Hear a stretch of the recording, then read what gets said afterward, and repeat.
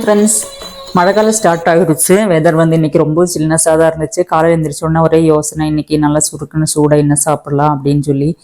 சரி, வீட்டில் கொஞ்சம் கப்பை இருந்துச்சு. சரி, கப்பையும் மீனும் பண்ணலான்னு யோசிச்சு அதுக்குள்ளே கொஞ்சம் நெல்லிக்காய் வாங்கி வச்சு 4-5 நாளாச்சு கெட்டு போயிடக்கூடாதுன்னு சொல்லி கொஞ்சம் உப்பு தண்ணி நல்லா கொதிச்சு ஆறின தண்ணியில் நெல்லிக்காயை போட்டு கொஞ்சம் உப்பு பச்சை மிளகா போட்டு எடுத்து வச்சுட்டு வேணுங்கும்போது இப்படியே கூட ஒரு நெல்லிக்காய் சாப்பிடலாம், இல்லாட்டி ஊறுகாய் போடலாம், நல்லா சாம்பார் சாப்பாடுக்கு துவையல் செய்யலாம் அப்படின்னு சொல்லி நெல்லிக்காய் ஊற வச்சு எடுத்து வச்சுட்டேன்.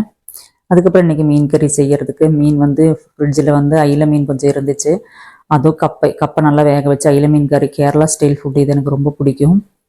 அது அயில மீன் கறி வந்து மீன் முளகிட்டதுன்னு சொல்லுவாங்க. அது செய்யலை. கடாயில் கொஞ்சம் தேங்காய் எண்ணெய் ஊற்றி வெந்தயத்தை போட்டு நல்லா பொரிஞ்சதுக்கப்புறம் சின்ன வெங்காயம், தாராளமாக சின்ன வெங்காயம் போட்டுக்கலாம்.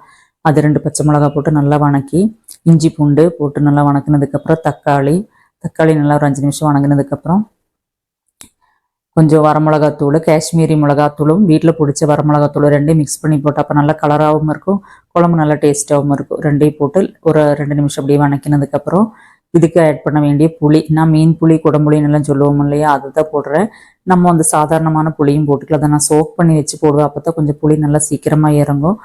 இந்த மீன் புளியை ஆட் பண்ணி கொஞ்சம் தேவையான அளவுக்கு தண்ணியை ஊற்றி ஒரு 5 நிமிஷம் மூடி வச்சிடலாம். இது கொஞ்சம் நல்லா குக்காகி லைட்டாக தண்ணியெல்லாம் சுண்டி வரும்போது அயில மீன் சேர்த்துக்கலாம். அயில மீன் போட்டு ஒரு 5 நிமிஷம் மூடி வச்சிடணும். அதுக்கப்புறம் திருப்பி போட்டு சாறு கொஞ்சம் நல்லா சுண்டினதுக்கப்புறம் இறக்கி வச்சுக்கலாம். இந்த குழம்பு வந்து 2 நாள் வச்சுருந்து சாப்பிட்டாலும் செம்ம சூப்பராக இருக்கும். சுண்டும் போது தான் மீன் கரையினோட டேஸ்ட்டு ரொம்ப ஜாஸ்தியாக வரும்.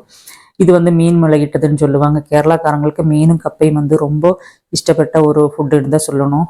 அதுவும் மழை காலத்தில் நிறைய கப்பை கிடைக்குமாங்கிறது.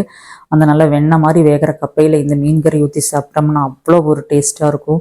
இந்த மீன் மிளகிட்டது வந்து எனக்கு ரொம்ப பிடிக்கும். இது உங்களுக்கு நீங்கள் சாப்பிட்ருக்கிறீங்களா இல்லைன்னா செஞ்சு பாருங்கள். இந்த வீடியோ உங்களுக்கு பிடிச்சிருந்தா என்ன சேனலை சப்ஸ்கிரைப் பண்ணுங்கள். தேங்க்யூ.